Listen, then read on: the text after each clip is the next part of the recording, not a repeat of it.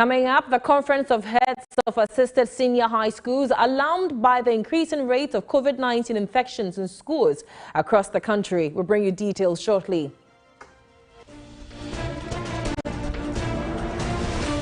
And the Wala Traditional Council puts together an LGBTQI+ task force within the Wa municipality to clamp down on activities of LGBTQI+. In business this afternoon, government is to create 1 million jobs in the next 3 years. On the international front this afternoon, a COVID outbreak first discovered in the Chinese city of Nanjing has spread to 5 provinces, and Beijing is believed to be the most extensive contagion after Wuhan.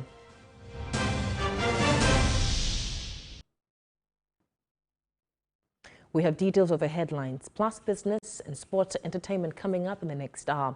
Once again, welcome to Midday Live. We're also live on our social media handles, that's at TV3_Ghana.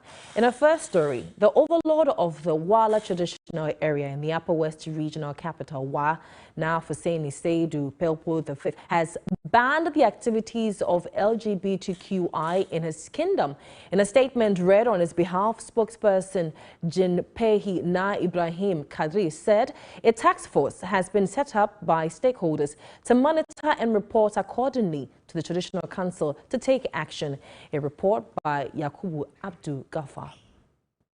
Our fear is that if nothing is done to protect them, most of our youth would soon be drawn into this vortex of doom, and our society would be the worse for it. The practices should not be permitted to flourish in our jurisdiction. The deviant sexual activities of LGBTQ+ are banned in the Wala traditional area with immediate effect. He said the Wala Traditional Council is putting together an LGBTQ task force within the Wa municipality to clamp down on LGBTQ activities.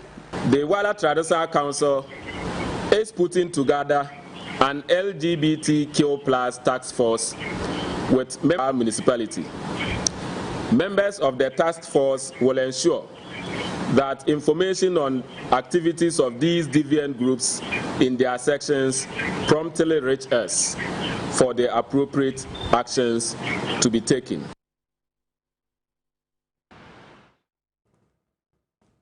Now let's go to the region and speak to our correspondent Abdul Ghaffar to get more on this development. Abdul, thanks for joining us. Good afternoon.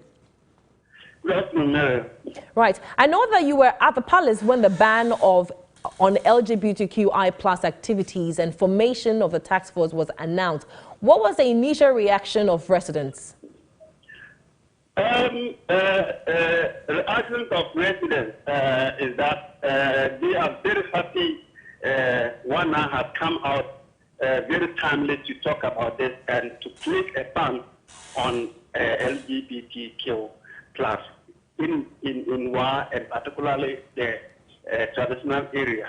If the people who are monitoring social media and, for that matter, radio stations, what happens is that the municipality is one place that has recorded a lot of issues with regards to this particular practice, to the extent that last week, a young man was arrested by some other youth for attempting to have some kind of an affair with another male, and for that matter, was arrested during the time he approached the man to interact with him and then try to lure this man into the act. And the same week, another incident of that nature also happened in regards to another female who also was seen in the video trying to do that. And this has been a talk of town, and even there's a youth group that is advocating for a kind of an anti-LGBTQ thing, and that we are going to even hold a demonstration against that act, even before the WANA came out to place this ban. And the youth who are advocating for this demonstration and all that to happen with regard to this LGBT content, they are very happy that WANA has come out early to actually support them in this regard. Right. One thing I must also say is that when I spoke with the WANA spokesperson, we said emphatically that WANA is currently on the issue and that they have a task force to deal with people who are into this practice.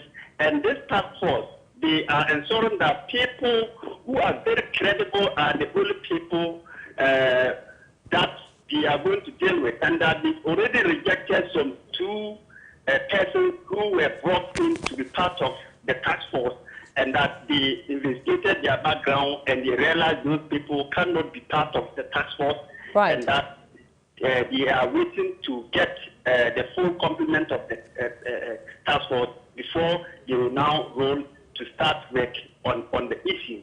And Abdul, said that this team or the group of people who are going to be part of the task force wouldn't be more than 25 people working with the security agencies and that of the judiciary.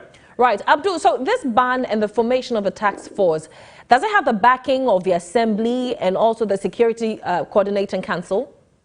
What he said this morning was that they presented a copy of the ban or the sheet that he read yesterday to SRI. They also did that to the security agencies, and this morning he also said that they will be submitting saying they will also be petitioning the judges from high court judges and that of the circuit court and that of the other court that we have in the regions to help them, and that when he gets a case, then they will be assured that that case will actually be looked at on. But he also added that when a person is arrested or is found to be practicing this act, what they will first of all do is to ensure that they dehumanize you by way of shaving your hair, whether man or woman, by saving your hair to indicate to the public that you are the person that they found to be doing this, and that for that matter they have to shave off your hair before even sending you for prosecution. Right. Abdul, thank you very much for joining us from the Upper West region. Now, we're from LGBTQI. Embattled Kumasi-based private legal practitioner Kwesi Afrifa, the lawyer who accused the Chief Justice Enini Yeboah of demanding a $5 million bribe, has been cited for misconduct by the General Legal Counsel. Now, the GLC found him liable on 9 counts. There's more in the Florian Dex report. The Disciplinary Committee of the General Legal Counsel has slapped legal practitioner Kwesi Afrifa with 9 charges for misconduct after the completion of their inquiry sanctioned under Section 18 of the Legal Profession Act 1960. The GLC notified Mr. Afrifa that a case of professional misconduct had been established against him. On count 1, quote, failed to protect the sanctity and integrity of the legal profession by failing to disclose the allegation of bribery against the Chief Justice of the Republic of Ghana to the Disciplinary Committee, end quote. On count 2, he is cited for, quote, failing to issue any receipts to your former client, Ojidom Obrenu Kwesiata VI, for the payment of legal fees covering payment made for legal services, unquote. In an earlier defense, lawyer Afrifa had claimed a $5 million bribe was demanded by the CJ to provide a favorable ruling on a land case for Ojidom Obrenu Kwesiata VI, who had already paid $100,000. On that allegation, in count 3, the GLC stated, Mr. Afrifa omitted to defend the reputation of the legal profession and rather facilitated the commission of the alleged bribery offense by refunding to the complainant legal fees you were legally and duly entitled to. Additionally, in count 7 and 8, quote, made a reckless statement imputing judicial manipulation by the Chief Justice of the Republic of Ghana, thereby engaging in a conduct that is prejudicial to the administration of justice, end quote.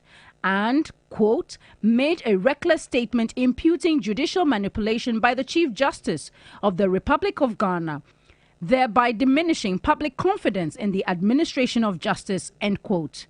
This would be the second time lawyer Afrifa has been cited for misconduct by the General Legal Counsel. The first time, Mr. Afrifa was suspended after the GLC found him culpable in 3 instances in which he acted against the interests of his clients by representing other clients with the same interests. We will be speaking to a lawyer to understand the process leading to this outcome. But in the meantime, though, Dean of the Ghana Armed Forces Command and Staff College, Professor Vladimir Chidanso, says the Election Commission cannot be blamed for allowing MP Fuasen North to contest in the December 2020 general elections. He says the candidate should have regulated his citizenship before contesting, and the political party that also presented him should have ensured he did the right thing by denouncing his Canadian citizenship first. I wouldn't blame the EC. It is the documents you present that the EC would work with. If they go through and there's nothing showing that you have dual citizenship, you don't blame the EC. Why did nobody raise it until he was winning or whatever it is? If ab initio somebody had taken the whole case to court to place an injunction on his documentation with the EC, we wouldn't have reached here. What about the political party itself who was presenting him as a candidate? They also, perhaps they knew that he's coming loaded and he's coming to affect the elections because he might win. He's a better candidate. They too kept quiet. And the onus lies on the candidate. Why was he hiding this? Why didn't he regulate things if he wants to come? For heaven's sake, I don't want to go into the nitty-gritty of the law on this, but we don't blame. I wouldn't put the blame on the EC at all. What they had, they passed it not because they wanted to condone, but they didn't have the facts. Now let's focus on issues of education and COVID now, as the Conference of Heads of Assisted Senior High Schools CHAS is alarmed by the rate of COVID-19 cases in schools across the country. Now, whilst directing school management to enforce the adherence of the safety protocols, CHAS is requesting governments to expedite action in procuring PPEs for the schools to enable them contain the spread of the virus. A report by Ibrahim Abubakar. A total of 85 schools in the basic and senior high in the Ashanti region have been reported to have recorded COVID-19 cases within the past few weeks.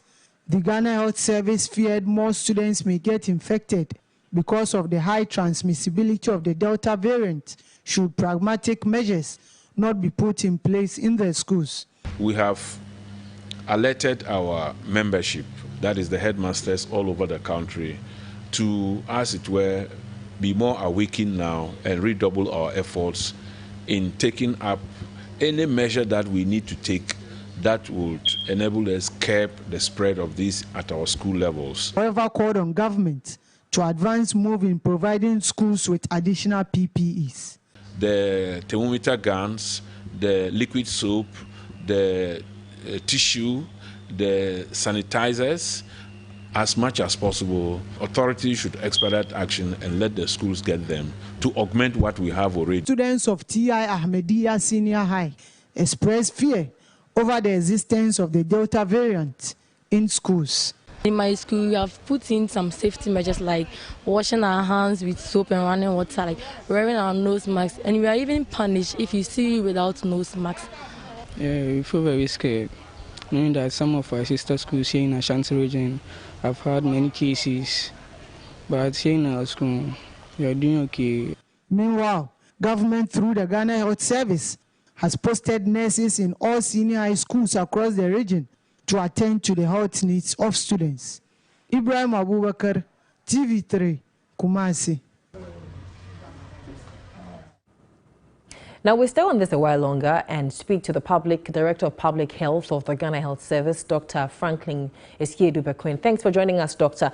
How many number of COVID cases have been recorded in our senior high schools at the moment? In Ghana? In our senior high schools, yes. Yes, senior high schools here in Ghana. In total? Hello? Yes, I want to find out from you how many COVID-19 cases have been recorded in our senior high schools currently? Oh, I think that, we started this exercise in January. So maybe, I think I don't have the right to buy about 2,000 cases over the period. But as I speak, I think active cases is about 150 across the whole country. Right. I'm sure you're aware that the school heads have concerns. How does the health service intend to address, these concerns of the school heads? No, so I think that the approach is both services. So it's the Ministry of Health working together with the Ministry of Education, and likewise Canal Service and Ghana Education Service, that we develop a joint guideline or protocol about how to handle cases of COVID if they occur in the schools. So we have been working together since January, and I think that if you look at the current situation, even across us, the schools have less number of cases relatively compared to the community. I think Ashanti has relatively now a bit more cases being reported, but as I speak today, I think that apart from one or two schools, the number of the active cases have actually gone down.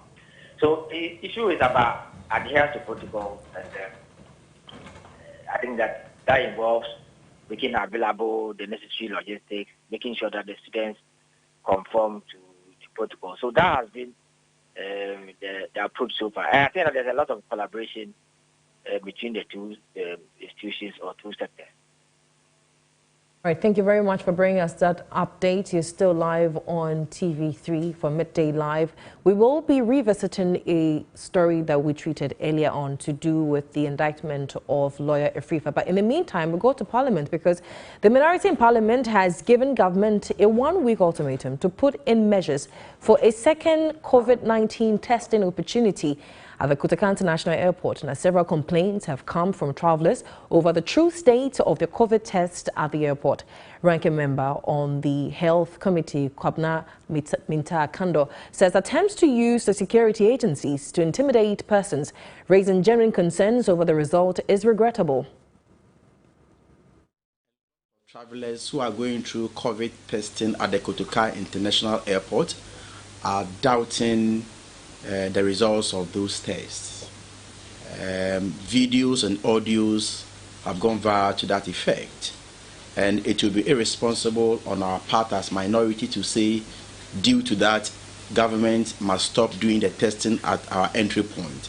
It is very important and it's a major step in the fight against COVID-19 that we have these testings at our various entry points. That notwithstanding, in order to bring this matter to a close, in order to stop this cry, we think that we will recommend to government as a matter of urgency that government, and here if I say government, I mean the minister responsible for health and minister responsible for transport.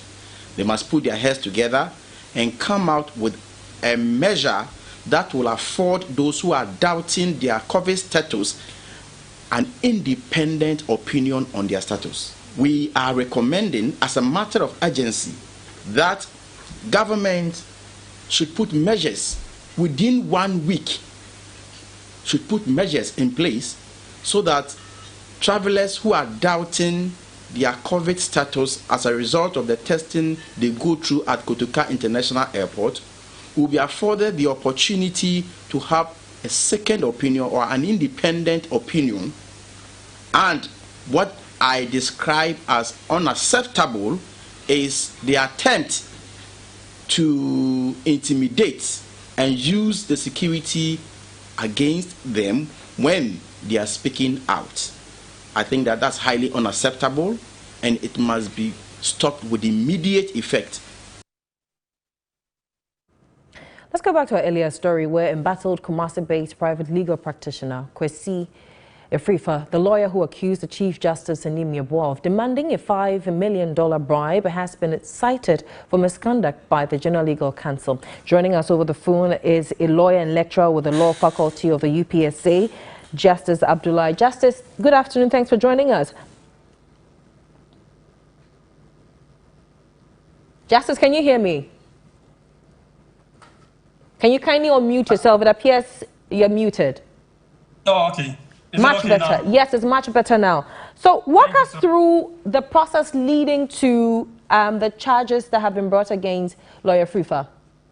Right. So, Miriam, when a petition is filed against a lawyer, usually the initial stages are that each party would file his pleadings, if you want to call it so. As in, the petition is filed, the lawyer will be given the opportunity to respond to the petition. Then they appear before the General Legal Counsel for the preliminary discussions. Usually, it's an attempt to resolve the matter at the first instance, if and for the committee to also determine whether or not there is a prima facie case against the particular lawyer. That is, if any resolution does not happen within that period. And it is the first time that the committee usually would listen to the parties, viva voce, to know the essence of the petition and also the essence of the responses filed by the other side. If it turns out that indeed there is a prima facie case against the lawyer and the lawyer intends to either find an amicable way of settling the matter, it is allowed to settle it. If it is not, then it moves on to the second stage, where proper trial would commence. And the proper trial would mean that each party would present its case.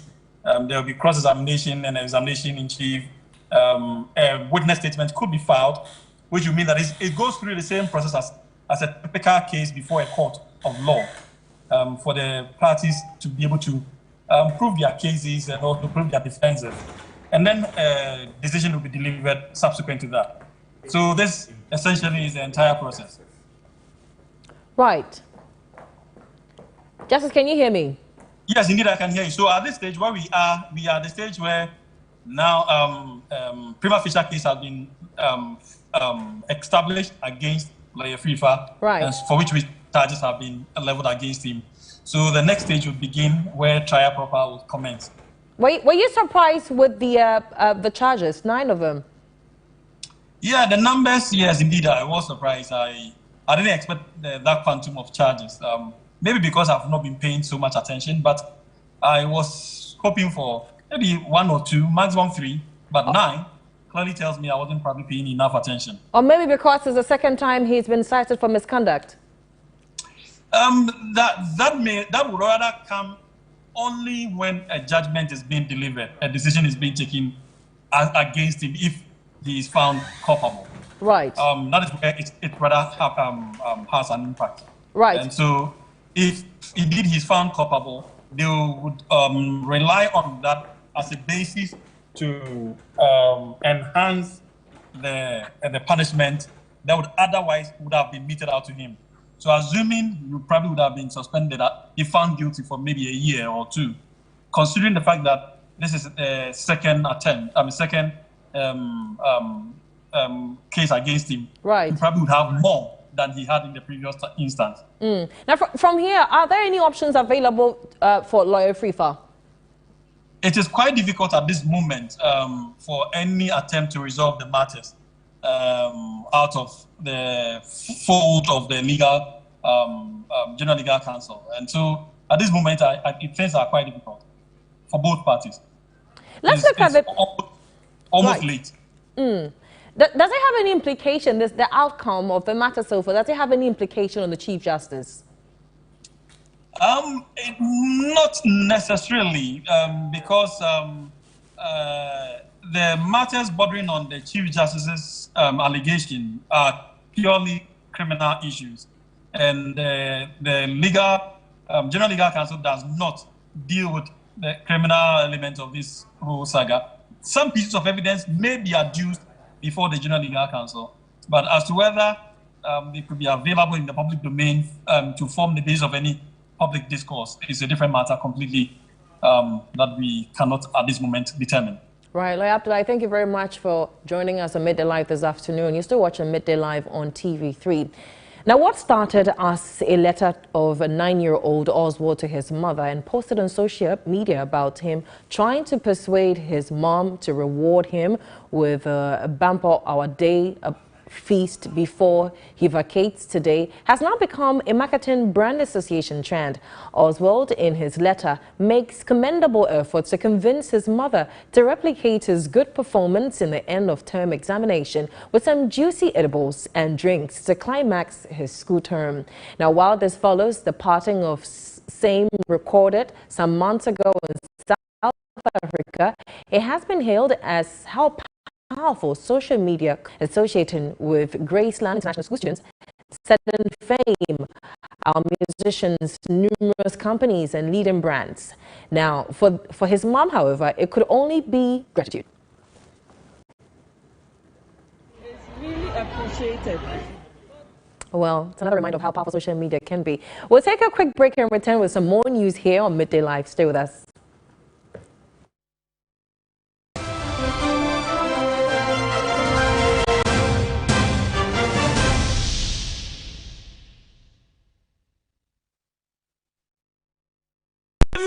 Zoom right here in my house. Hey, look up there. Why are you using inferior pen? It was a mistake. I no check. Acrobat, I'm going to knock you out. I know, sir. You deserve quality. Don't make mistakes. Stop. You did the right thing. When you are going to buy a paint, don't look left, don't look right. Go straight and grab the luxury acrylic paint. No be any painting be paint. The luxury acrylic paint. Paint champion. Thinking about constructing offices, a house, shop or multi-purpose building, build faster and cheaper with prefabricated building from Y&W Industry Limited. Take a look at these samples. 2-bedroom apartment with living area, shared toilets, bath and kitchen. Office space has working room, meeting area and washroom. Our prefab buildings can also be used for schools, factories, high-rise buildings or any purpose desired. The structure is made of hot-dip galvanized pipes with cement fiberboard walls, heat and sound insulated resin roofing sheets, special security doors, UPVC window, or Y&W Industry. Major components are produced in the factory and assembled on site. Lifespan is 50 years, and so say bye to chasing masons and carpenters. Locate us on Accra Kaswa Highway opposite ECG transformer before the toll booth, and in Marble House Yard, South Industrial Area, adjacent Zenith Bank, or call 054-698-3633 or 054-560-0000. Visit us at www.ywindustry.com. Follow us on Facebook, Instagram and Twitter at YWIndustrygH. Dad, I think Mom knows more about things than you do. Oh yes, and she knows more about nutrients. What are you trying to say? Yes, Mommy loves me better than you do. What's in the Abanikano? What's it then? Mom, I was only telling him Momo milk is the ideal for a complete and balanced diet. It is loaded with nutrients. It has a good source of essential minerals, vitamins, and rich in calcium. It has given me stronger bones and teeth. So they also get stronger bones and teeth. Momo milk, enriched instant milk powder. For bulk purchase, contact 059-691-3366. This advert is FDA approved. I wish you well on your new job and place. Be fine.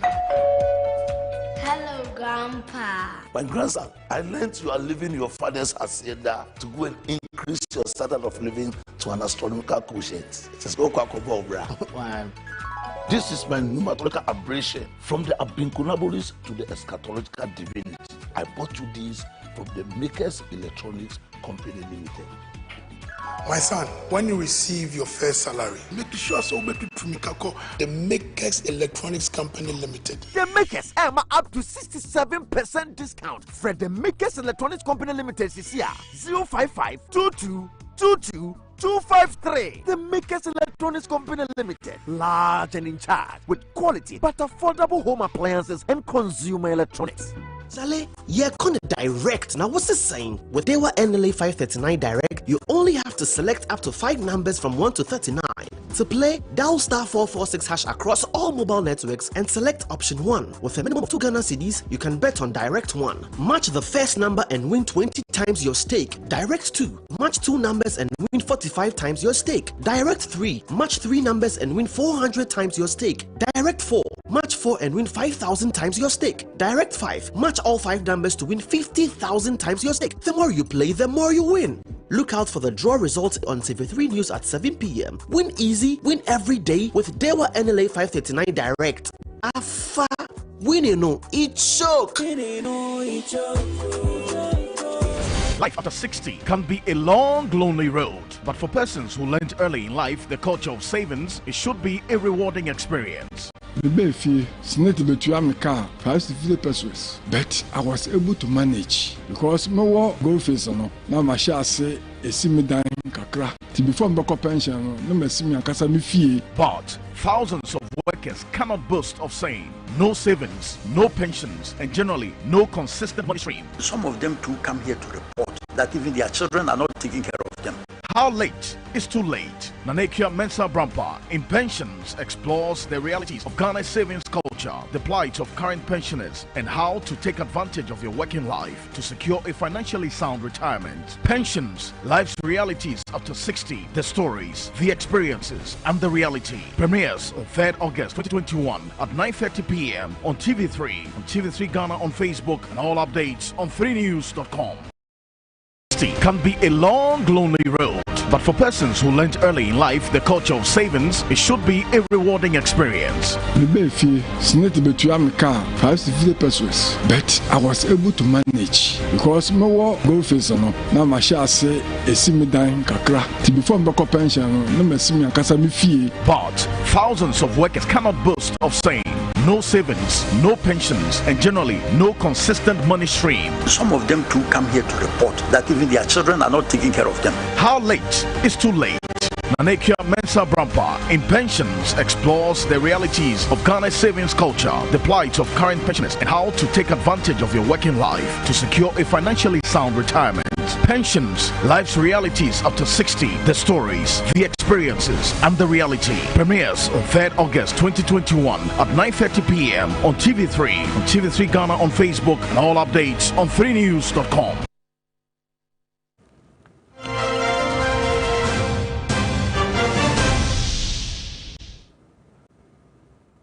Still watching Midday Live. Thanks for staying with us. Now, the Environmental Protection Agency has urged government to provide incentives to enable the private sector invest in climate adaptation initiatives. Now, the EPA has launched Ghana's first climate adaptation communication report in alignment with the global stock take of climate adaptation data. Here's a report by Nancy Vukania. The Adaptation Communication Report will inform policymakers with sectoral-level evidence spanning climate change risk, vulnerability, adaptation, and adaptive capacity. According to the EPA's Dr. Nchibwesiako Amoa, the report, to be published annually, will contain data tied to livelihoods and development, such as turning climate risk mitigation efforts into opportunities to adapt to climate change. We need to sort of change the narrative by trying to sort of de-risk these activities by understanding what the risks are and how the government can be a mitigator, an enabler, taking up some of these risks so that the space becomes less riskier for the private sector to come in. If you are using agroforestry, trying to plant trees in farm or on farm to be able to make sure that you provide shade from direct sun rays to the farm so that you can get better produce. You are adapting. But then the mitigation co-benefit in this case is that you are sequestering, you are absorbing carbon from the atmosphere. On his part, team lead on the project, Dr. Rob Mantiao, representing the International Institute for Sustainable Development, opines the adaptation communication is timely to raise visibility for adaptation within the climate change mitigation and resilience framework. Adaptation communication is intended to raise the visibility of adaptation. So yes, the data is available. The problem is a lot of people don't apply a climate lens to it. We need to build the capacity of the different sectors, including individuals, so they would be in positions to consciously pick out some of these data for reporting purposes. Other stakeholders at the launch were representatives from the Gender Ministry, National Disaster Management Organization, National Development Planning Commission, among other reporting authorities. For TV3 News, Nancy Vukanya, Accra. We go to the United Kingdom, where Ghanaians living in London today gathered outside the Ghana High Commission in London to protest economic hardship in the country. Now, protesters were seen holding placards, banners and paraphernalia shouting, "What do we want? Fix it. When do we want it? Now. Shame, shame, shame on you, Akufo-Addo." Their demand is for the NPP government to fix the economy and lessen hardship in the country. According to the protesters, the incumbent government promised better governance and workable solutions to alleviate the plight of Ghanaians, but that was not so. They are charging the president to keep his word to the good people of Ghana.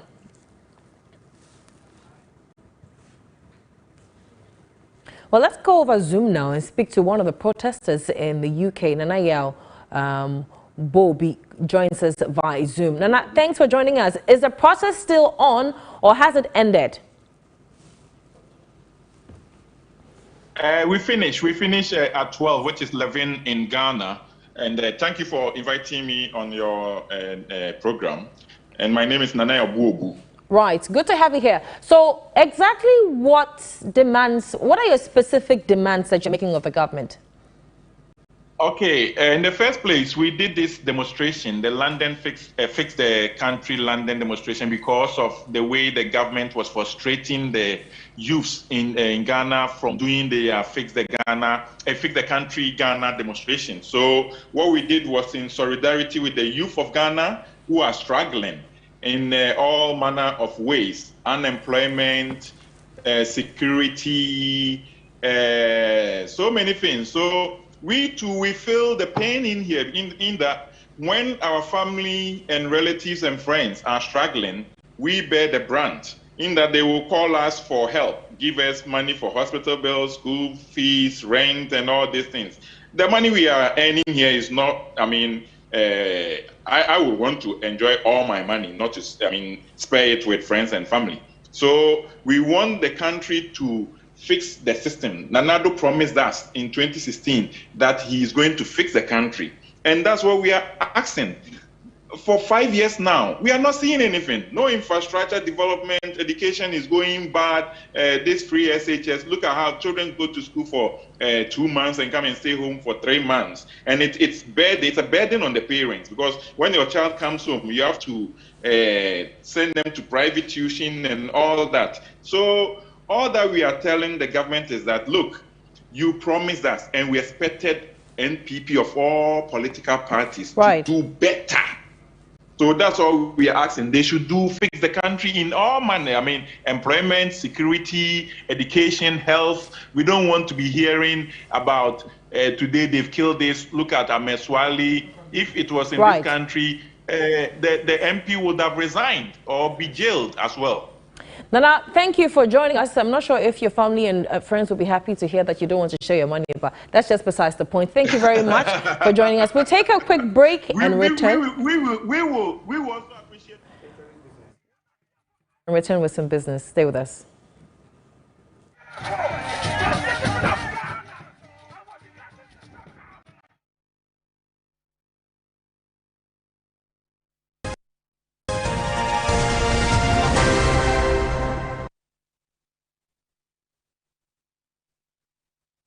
Thanks for staying with us. Government is establishing a youth bank to provide funding for young businesses and entrepreneurs. Now, the initiative, together with the revitalization of the Venture Capital Fund, is part of efforts to create 1 million jobs in the next 3 years. from the International Labour Organization indicates that unemployment rate in Ghana increased to 4.50% in 2020 from 4.10% in 2019 due to the coronavirus pandemic. But Finance Minister Ken Ofori-Atta says the introduction of the Youth Bank and the revitalization of the Venture Capital Fund for the creation of 1 million jobs by 2024 should mitigate the impacts of the pandemic. Government is today announcing a 1 million jobs initiatives to aggressively respond to the needs of the country. This is to promote growth in SMEs, support new ventures, and stimulate innovation and startups. We'll set up a youth bank with the aim of financing youth-led startup businesses across the country. As part of this initiative, an online investment hub will be established for youth across the country to access information for the purpose of establishing businesses. A national unemployment scheme, which was introduced in the 2020 budget, is at the design phase to provide a roadmap for skills training and development. Government announced in the 2020 Midday review of fiscal policy the establishment of the National Unemployment Insurance Scheme and training-retraining programs as part of the Ghana Cares Without Temper program. Mr. Speaker, we are currently in the design phase of the National Unemployment Scheme, and key stakeholders have been consulted. The consultations will be scaled up to include more stakeholders and technical experts to ensure that the project design suits the Ghanaian labour market. The implementation of these interventions are under the ambitious 100 billion cedis Ghana Cares Obatampa program, which will be funded through foreign direct investment and private-public partnerships. Still staying with the mid-year budget review, Finance Minister Ken Ofori-Atta has hinted of a possible amendment to the Petroleum Revenue Management Act to allow Ghana National Petroleum Company to raise capital to finance exploration and development of oil fields. Now, this, he noted, will ensure that Ghana does not end up with stranded assets in the oil and gas sector. The COVID-19 pandemic has amplified the campaign for transition away from fossil fuels. Given the prevailing sentiment around energy transition, there's a strong possibility that Ghana may be left with stranded assets unless we accelerate our exploration activities and develop a homegrown strategy to extract our fossil fuel. As such, GNPC is looking at opportunities for a subsidiary, GNPC Explorer Co., to acquire such assets and become an operator in its own right to ensure the expeditious development of our hydrocarbon resources. The new strategy may require an amendment or revision of the PRMA to allow GNPC to enter into some reserve-based lending transactions in order to be able to raise the required financing to consummate these acquisitions and to finance exploration and development of such fields without having to rely primarily on GOG for funding. Mr. Speaker, to that extent, GNPT has already identified some major potential acquisition targets of offshore blocks and has entered into discussions with the shareholders with an aim to acquiring controlling equity stake and eventually becoming operators through Explorer. We shall always come back to the House with any agreements once concluded.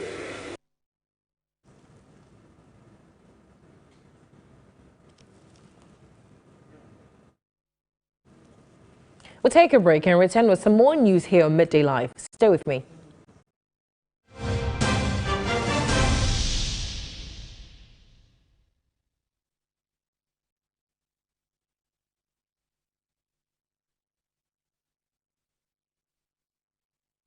Michelle Obama once said, "There is no limit to what we as women can accomplish." Glitz Africa presents the 6th annual Ghana Women of the Year Honors, a night to celebrate the nation builders, the pace setters, the change makers, the women changing the narrative. Ghana Women of the Year Honors 2021 takes place at the Movenpick Ambassador Hotel Accra on Sunday, the 1st of August at 5 p.m. live on TV3 and on the Glitz Africa YouTube channel, honoring engineer Carly Shadid, Dr. Juliet Twakli, Honorable Shirley Ayoko Botre, Angela Gamna Abuaji, PhD, Doreen Ando, Akofa Ejeni, Mercy Tego Kweku, Jean Mensa, Rebecca Ichampong, Nana Oforiata Eyim, Patricia Obunai, Abina Osei Poku. Partners, the UNFPA, supported by Verve Clico and Sunlight. Media partners. For inquiries, call 050-158-1265 or 0302-798-513. Or you can email womenoftheyear@glitzafrica.com. Ghana Women of the Year Honors. Women inspiring women.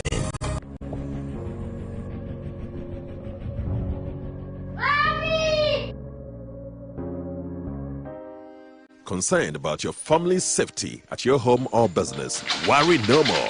Get more. For any window or door, get more. For unique custom-made solutions, get more. Call Trelidor 0561 24 24 24. Trelidor, Africa's strongest burglar proofing.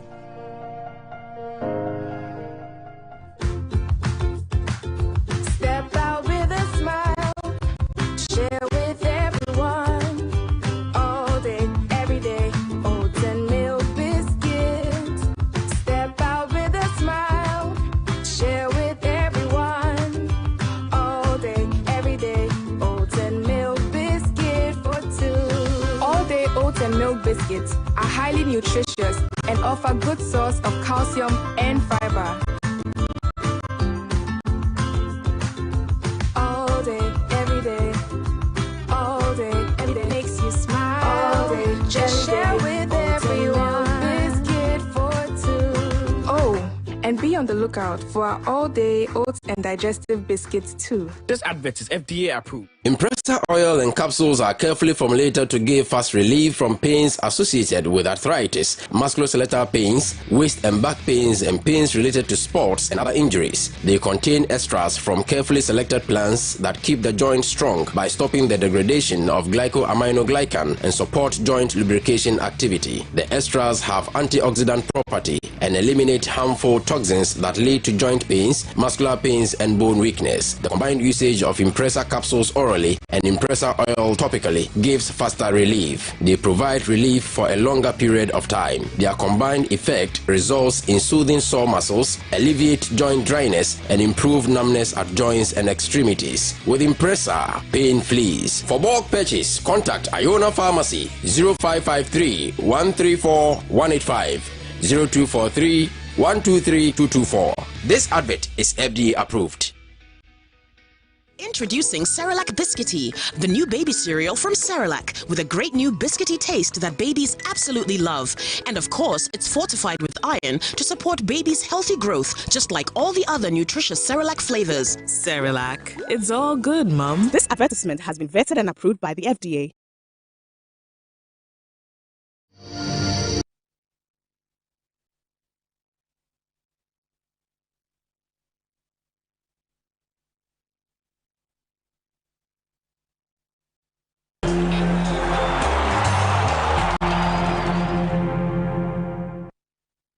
Hello, good afternoon. Let's do sports news now here on Midday Live on TV3. My name is Yao Ofusulab. Now, Ghana's Nadia Eke is out of the Tokyo Olympic Games after recording no jump in all 3 attempts of the women's triple jump events. The 28-year-old making a debut at the Olympic Games was hoping to make an impression, but all 3 jumps were judged illegal by board infringements.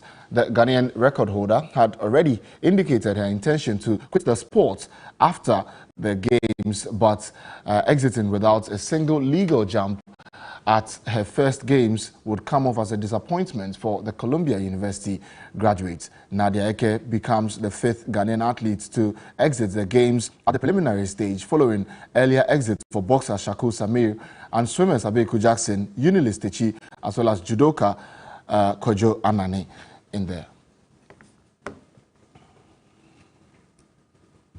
Well, let's get into a bit of a discussion now on what the Olympics have been for Team Ghana at the moment. But just to chip in, though, because in the men's 10,000 meter race, Joshua Cheptegei could not win the title. That's the gold medal that he was waiting for. Solomon Berega of Ethiopia has beaten him to that. But let's just shift the conversation back to Ghana, though, because it's a country and is where a lot of interest is. Because I also have my colleague Kelvin also inside the studio to do a bit of discussion. Kelvin, you're welcome. Now, just take us to today's events, Nadia and Unilistechi? Well, I think Nadia tried her best. She had always wished to be at the Olympics, and this was a great opportunity for her to make a statement. Well, a lot wasn't really expected of her, but at least without a single legal jump, comes with a bit of questioning. Hopefully, she wouldn't give up because prior to the game, she was trying to quit the sport. But we just hope that after this, with the experience, with the exposure, hopefully in the winter game, she would give it a try. Hopefully in the next 2 years. We just have 3 years more for the next Olympics, and hopefully she can just use this as that experience to move into it. Well, she's 26, 30, she can still do it, or 29 at that time, she can still do it. But for Unile, 16 years of age, her first Olympics swimming, her time 27.76 seconds wasn't enough, and I still think that there's a lot more to do for her, just like Abeku, who went to Rio, but that time she will be 19, she will gather more experience, and with 50 meters, I think she can do better. Though finishing 8th isn't as impressive as we expected, but at least that experience, and it clearly tells that the GAA needs to do more. Right, most certainly, but also Abeku yesterday, and then Shaku Samir as well. I mean, you know, a lot was said about Shaku before the Olympic Games. Went out in the first stage, and then Abeku as well. Well, I think it's a bit disappointing for Shaku Samed. Abeku did his best, but it wasn't enough. As a matter of fact, he needs to better his time, because in swimming, even a second is just too much for you. So hopefully, in subsequent games, he's going to do better. Let's not forget he came into this as a wild card, and for him to even overpower his competitors to finish first in his heat was impressive. For Shaku Samed, I think he was just a little bit disappointing. Nobody expected that. What went into him to go into boxing in that manner? Olympics boxing is all about winning points, amassing points. Right. But to go in more like a professional bout where you wanted to knock your opponent down was just so unimpressive of him. And I'm sure he'll pick up lessons if he's going to continue and he wants to make statement like his elder brothers did. He needs to know how to calculate his strategy going into his bouts next time. Let's talk about the sprinters, though. I mean, from now up until the weekend, that's on Sunday, Benjamin and the rest will all be getting on the tracks. Are you hopeful? I am very hopeful, and I'm sure that all the men coming into the 100 meters would be thinking about it. This is a young lad at the university making 9.97 to break his national record, his personal best time.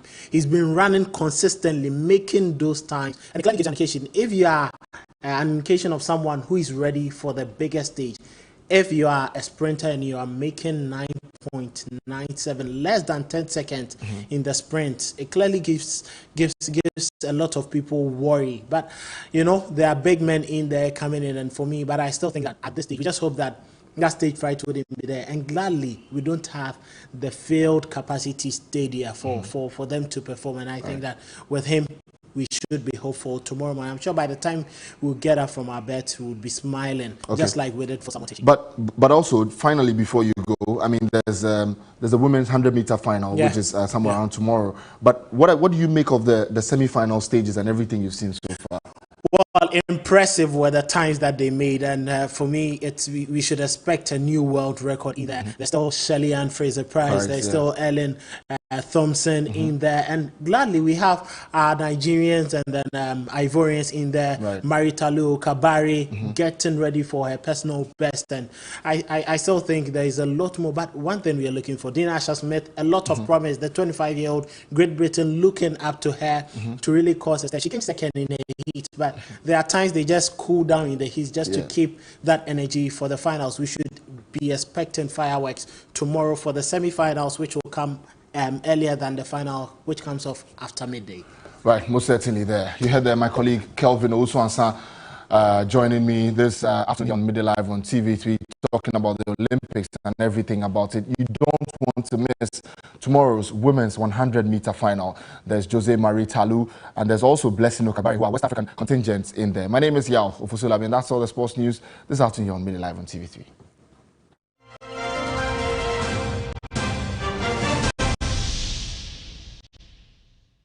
60 can be a long, lonely road, but for persons who learned early in life the culture of savings, it should be a rewarding experience. But I was able to manage because my goal face now my share say a Midday kakra. Pension no me simi akasa me fie. But thousands of workers cannot boast of saying no savings, no pensions, and generally no consistent money stream. Some of them too come here to report that even their children are not taking care of them. How late is too late? Nanekia Mensa Brampa in Pensions explores the realities of Ghana's savings culture, the plight of current pensioners, and how to take advantage of your working life to secure a financially sound retirement. Pensions, life's realities up to 60, the stories, the experiences, and the reality. Premieres on 3rd August 2021 at 9:30 p.m. on TV3, on TV3 Ghana on Facebook, and all updates on 3news.com.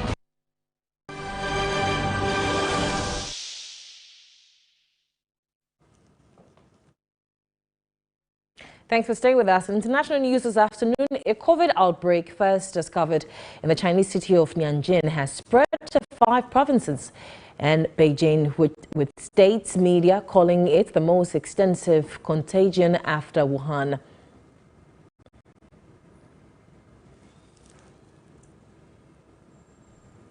We'll bring that story a little later here on TV3.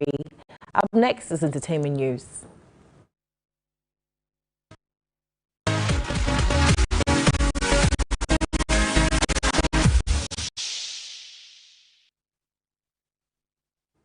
Awanite Kyokufu and Entertainment this afternoon. All is set for the grand launch and the nominees announcement of the Exclusive Men of the Year Africa Awards. Executive Director Kojo Sobo said plans are far advanced to give viewers an exciting time, adding that new categories have been introduced to celebrate deserving men in the art and entertainment space.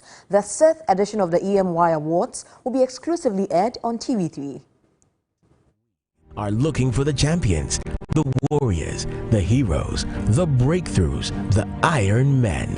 And we are ready for the official launch and nominees announcements. Absolutely ready and very, very excited. And it's been a very interesting journey, you know, ups and downs, but most importantly, very impactful. And we are very excited about this year's awards. And the nominees, the official launch and the nominations announcement. Tomorrow. I mean, my team and I have put in a lot of work to make sure that it's you know, viewing ecstasy for everybody at home. And you know, I'm sure a lot of people are also waiting to see if their nominees get their favorite you know, person, their favorite people, you know, get nominated or make it to the list. And you know, apart from the announcement, it's also a beautiful entertainment package that we've put together, you know, for our viewers tomorrow. Plans are far advanced to make tomorrow a very beautiful experience. You know, apart from you being lucky to have your person nominated, you also be very well entertained. You know, world-class entertainment. I am extremely excited. This is probably our best event launch. Oh, really? Emmy Awards. And then we can't wait to see it. Yes, and if you know our standard, and if you followed our standard over the years, you would attest to the fact that tomorrow would be mind-blowing. So let's run through how many categories in all and how many of them will be competitive. Right, so today, this year we have about 33 to 35 categories, but our competitive is 10. Okay. And that is what we'll be announcing tomorrow. We have also introduced new awards. Initially, we used to have the Man of the Year Entertainment category. But this year, we are very excited to announce that it's been broken down to 3 different awards. Tell us about it. So we have the Man of the Year Music, or Music Man of the Year. We have the Creative Arts and Creative and Support Arts Award for those who are behind the scenes but are, you know, are the engines that keeps the entertainment industry going. We have Art of the Year. So we are very, very excited about that. So we don't have to put all of them together. No. Every year when we put them together, it's a hassle. Yeah, it's true. We feel that a lot of people are doing well that we miss. So we have to break it down so everybody can, you know, have their share of the cake. Braved the storm and made a difference. Now, the 2021 edition of Miss Health Ghana will update participants on how to administer first aid in emergency situations. Executive Director of Lamrock Agency, organizers of Miss Health Ghana, Gladys Roxon, has been opening up on plans for this year's event. The leading health promotion pageant, Miss Health Ghana, has over the period contributed immensely in equipping young ladies with essential health education and the core competences needed for better health delivery. The platform also provides contestants the opportunity to gain and grow vital life skills while boosting their confidence and self-esteem. All the contestants get to represent a region, meaning they promote health in that region. Whether you win or not, you are still going to embark on projects. We are going to support you with your project that you're going to work on. That is for every contestant.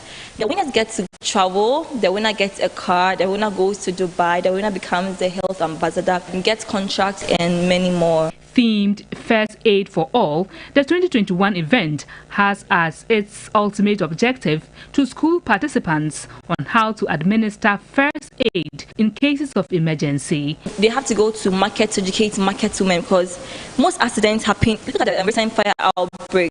So if there was any injury, who is supposed to attend to them? And in Ghana, a lot of injury happens during the golden hour. The golden hour is the first hour after an accident. So if there's something able to be done, it should be done within the first hour. You call the ambulance, how long did they even arrive there? The harm has already been created. So everybody, from the lame person to the well-educated, should have the basic first aid. Interesting. He does make a point, though. Everybody does need those quick tips on what to do when somebody's in distress. Well, that's it for all the news, I guess. Have yourself a good weekend. And from our team to yours, be safe.